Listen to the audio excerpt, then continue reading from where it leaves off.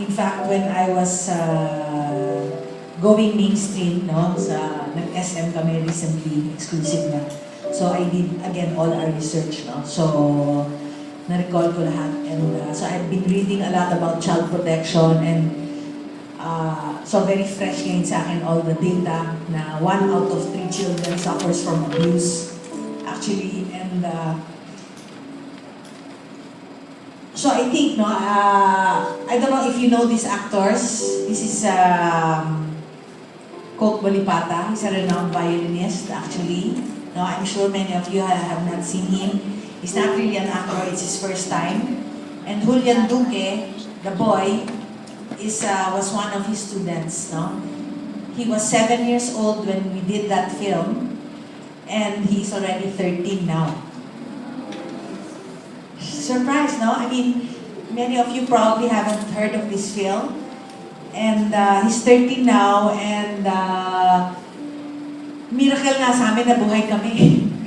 Nabuhay pa kami, no? It's really a miracle, and I think one reason is because the issue and the advocacy is very much, the problem is very much with us.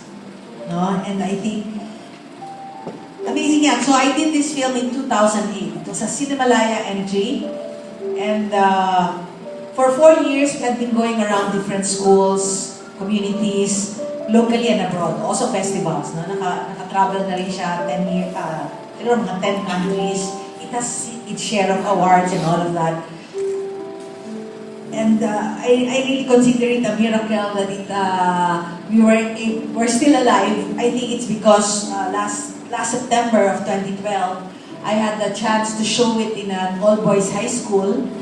And very, very noisy, very happy at the end. And then there was a very intense Q&A at the end of the film.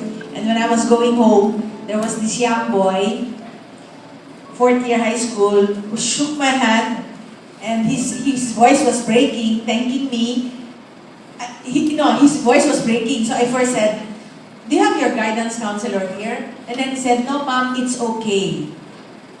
Because now I think I have an idea what I should do and who I can talk to." You know, when I heard that, I think he was an angel sent there, because right that moment I said, I really have to go mainstream. I really have to go bring it to a wider audience. No? So siguro after 3 days, I called up SM, and fortunately at that time, fully digital na yung SM at that time. So they said, okay, we will show it to you, some officers. Sabi ko, I have to show this, no? Even if you don't charge the usual standard price, parang ganyan. And they said yes.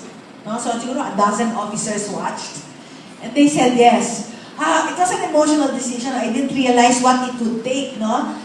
I think so the screening in the high school was September 2012. October, I talked to SM. Then they wanted me to show February, go mainstream, no? Kasi we have been showing it to different schools. My difficulty was, well, that's very tedious also, no? And when the kids like it, at the end of that, when they tell their parents or their neighbors or their cousins, they don't know where to go. Diba? So that's why I said, I should go mainstream. Okay. So February yun, ang hirap-hirap pala, magastos, etc., etc. No? But we were so fortunate. When I said, yes, I'm going to go mainstream, so many blessings came. Okay? I wasn't going to approach DepEd already, but somebody said, no, you have to talk to this guy, si Yusek Muyon, he's really an advocate.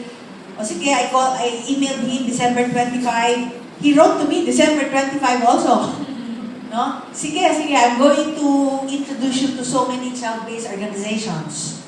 No? So, and we met some groups who said, okay, we will help you. And another group, help me with CHED. So we got endorsements from different groups. And then we approached JESCOM, Jesuit Communications, because they're into media. So I said, you might want to help me with your radio, ganyan talaga, indie way. Really the indie way, no? Because I don't own a TV network, no? And then si Father Nono, some of you might know him, of Jesuit Communications. At first he said, sige, you show here in Ateneo. Ganyan, ganyan, ganyan. I said, no, I have to go mainstream, Father. Why? Ganyan, ganyan. We leave culture too much in the hands of pure business, I said.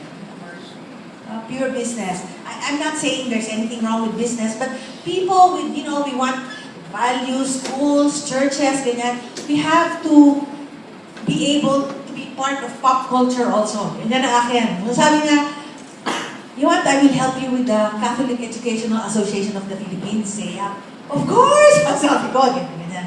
I was leaving and then he said, you want, I'll bring this up with Cardinal Tagle. Oh my God! Sabi ko, of course! Ganyan, ganyan. So all of this, no? And then I had somebody who was a psychologist who said, I'll bring you up with the PSCAP, the Philippine Society of Child and Adolescent Psychiatrists and all of that. So they endorsed. So we got all these endorsements. No? And I was able to move my mainstream from